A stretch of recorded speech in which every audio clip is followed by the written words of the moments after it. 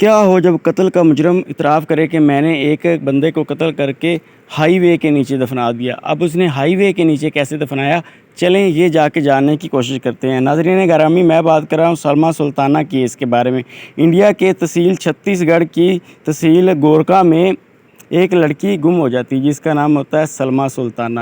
ناظرین گرامی، چھتیس گڑھ کی تحصیل گورکھا کے ساتھ ایک قصبہ ہوتا ہے جہاں پہ سلمیٰ سلطانہ رہتی ہے۔ ایک دن وہ اپنی بائک نکالتی ہے اور شہر کے لیے چلی جاتی ہے، گورکھا کے لیے۔ میں آپ لوگوں کو بتا دوں کہ سلمیٰ سلطانہ ایک اینکر ہوتی ہے اور ایک لوکل ٹی وی کے اوپر نیوزیں بھی پڑھتی ہے، اس لیے کافی لوگ اسے جانتے ہیں اور کافی لوگوں سے اس کی دوستیاں بھی ہوتی ہیں، کافی لڑکوں سے بھی دوستیاں ہوتی ہیں اور لڑکیوں سے بھی دوستیاں ہوتی ہیں۔ وہ شہر کے لیے نکلتی ہے تو گھنٹے بعد اس کے گھر والے کال کرتے ہیں لیکن کوئی کال ریسیو نہیں کرتا۔ ایسے ہی اگلے دن اس کا نمبر بند ہو جاتا ہے۔ گھر والے سارے پریشان ہوتے ہیں کہ آخر اتنی دیر ہو گئی، وہ آئی کیوں نہیں واپس، کدھر چلی گئی۔ تو اکثر محلے میں بھی یہ بات چلنا شروع ہو جاتی ہے، گھر والوں کے ذہن میں بھی یہ چیز بیٹھ جاتی ہے کہ اتنے اس کے دوست تھے، کسی عاشق کے ساتھ ممبئی بھاگ گئی ہوگی، یا اسے فلموں میں کام کرنے کا شوق تھا۔ اکثر لوگ اسے کہتے تھے کہ تم فلموں میں کام کرو، تو وہ بھی اس چیز کا شوق رکھتی تھی کہ میں ایکٹر بنوں۔ تو لوگوں کا یہی کہنا تھا یا اپنے کسی یار کے ساتھ بھاگ گئی ہے یا ایکٹر بننے کے لیے ممبئی چلی گئی ہے۔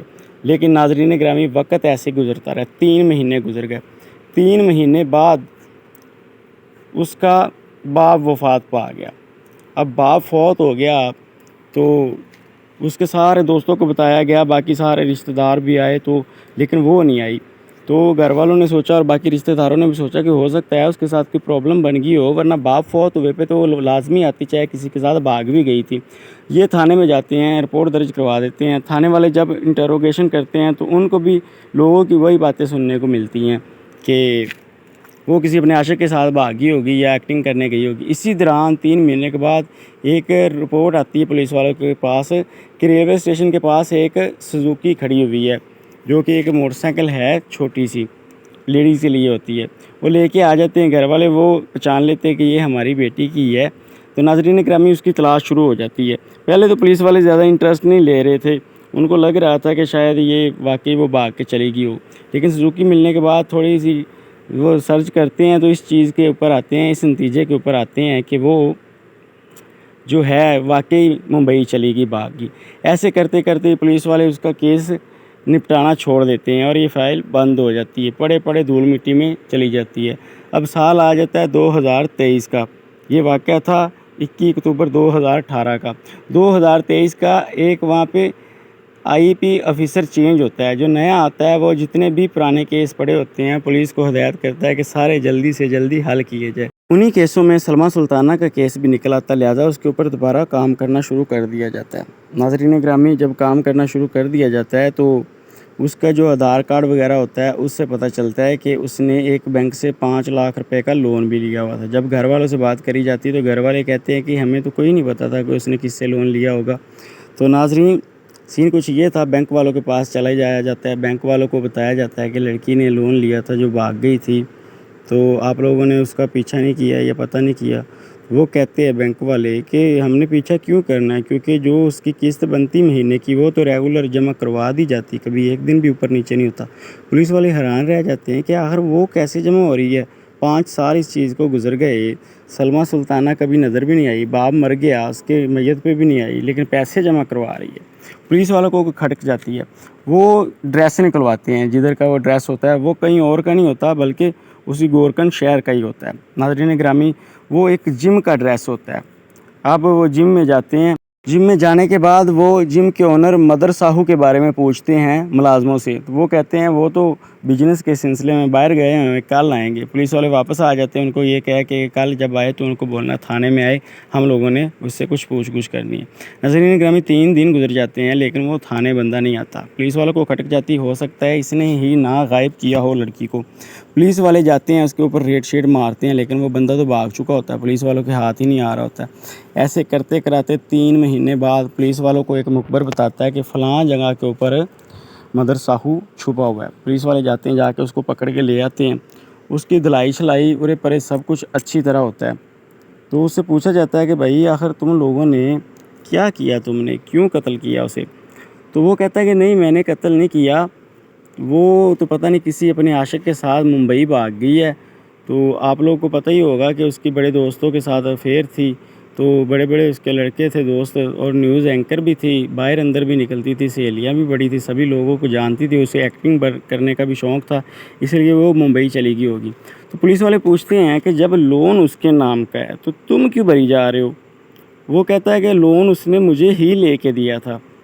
تو پولیس والے کہتے ہیں وہ تو غائب ہوگی، لون اس کے نام کا تم بھری جا رہے ہو۔ خیر پولیس والوں نے اسے گرفتار کر لیا۔ گرفتار کرنے کے بعد اپنے انداز میں پوچھا، وہاں بھی بتاؤ سلمیٰ سلطانہ کا تم نے کیا کیا؟ وہ پہلے تو اسی بات پہ اڑا رہا، لیکن ناظرین جب پولیس والوں نے پھر اپنے طریقے سے پوچھا تو وہ ٹوٹ گیا، مان گیا۔ وہ کہتا ہے جی سلمیٰ سلطانہ کو تو میں نے 5 سال پہلے ہی قتل کر دیا تھا۔ پولیس والے یہ سن کے حیران رہ جاتے ہیں۔ یہ رپورٹ ان کے گھر والوں تک پہنچ جاتی ہے، علاقے میں پہنچ جاتی ہے۔ ایک چیز تو کنفرم ہو جاتی ہے کہ سلمیٰ سلطانہ اگر اپنے باپ کی وفات کے اوپر نہیں آئی تھی تو وہ مر چکی تھی اس سے پہلے ہی۔ گھر والوں کو یہ جب خبر ملتی تو ان کا تو دل ٹوٹ ہی جاتا ہے کہ یہ آخر ہمارے ساتھ ہو کیا گیا۔ اب وہ سٹوری سنانی شروع کرتا ہے کہ بات کچھ یوں ہے کہ سلمیٰ سلطانہ میرے پاس جم میں آئی تھی، تو میں جم میں لڑکیوں کو جم کرنی سکھاتا بھی تھا۔ ایسے آہستہ آہستہ میری اور اس کی دوستی ہوگی، تو کافی عرصہ ہماری دوستی چلتی رہی۔ ایک دن اس نے مجھے بولا کہ میں تم سے شادی کرنا چاہتی ہوں، تو میں بڑا حیران ہوا۔ میں نے اسے بولا کہ شادی تم مجھ سے کیوں کرنا چاہتی ہو؟ یہاں پہ تو عموماً لڑکیاں آتی ہیں، میری ان سے دوستی ہو جاتی ہے۔ ایک دن اس نے میرا موبائل بھی ایسے پکڑ لیا تو اسے پتہ چل گیا تصویریں کافی لڑکیوں کی تھی، تو وہ مجھ سے لڑنا شروع ہو گئی اور مجھے بلیک میل کرتی تھی کہ میرے ساتھ شادی کرو۔ میں نے اسے بولا کہ ٹھیک ہے، میں نے ایک جم اور کھولنی ہے، مجھے 5 لاکھ کا لون لے کے دو، ہم اور جم کھول لیتے ہیں، اس کے بعد شادی کریں گے۔ اس نے اپنے نام کا لون نکلوایا، مجھے لے دیا، لیکن میں نے اگلی جم تو کھول لی، شادی کا میں نے اسے انکار کر دیا کہ دیکھیں روز لڑکیاں مجھے ملتی ہیں، روز کسی نہ کسی سے میری دوستی ہو جاتی ہے، تو ایسے تو میں صاحب سے شادی نہیں نہ کر سکتا۔ خیر وہ بڑی سیریس تھی اس معاملے میں سلمیٰ۔ اس نے بولا کہ میں ہر حال میں تمہیں شادی کرنا چاہتی ہوں۔ وہ بلیک میل اسے کرتی، دھمکیاں لگاتی ہے کہ اگر تم شادی کے لیے راضی نہیں ہوگے تو میں سبھی لوگوں کو بتا دوں گی۔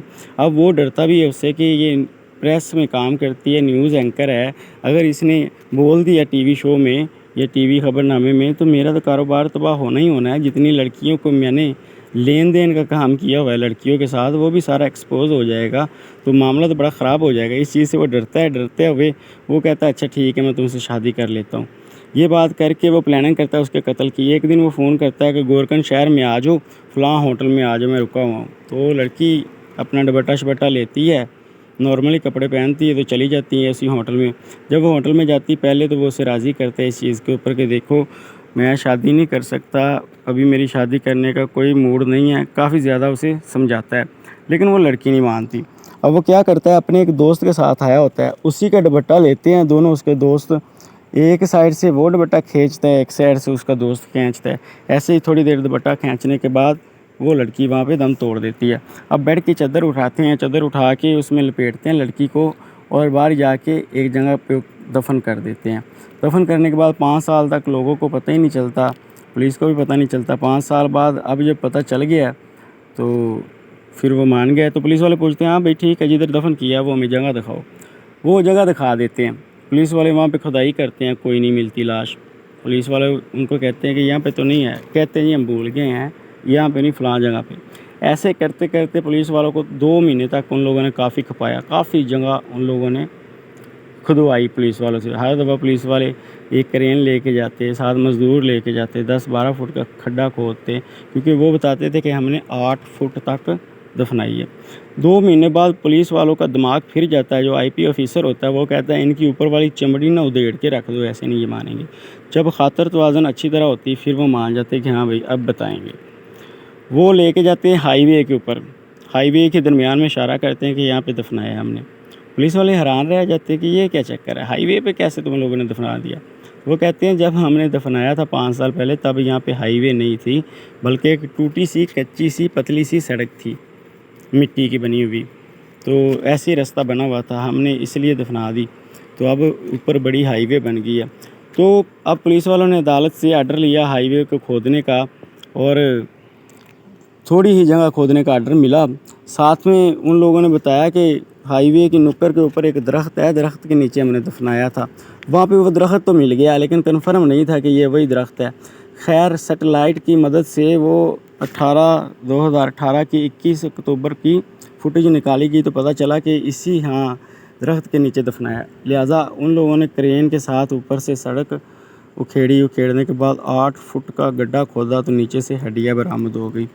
ہڈیاں وغیرہ کو ان لوگوں نے جو ڈیکمپوز ہو چکی تھی اکٹھا کرنے کے بعد ان کا پوسٹ مارٹم کیا اور DNA ٹیسٹ کیا جو کہ ان کے گھر والوں سے مل گیا.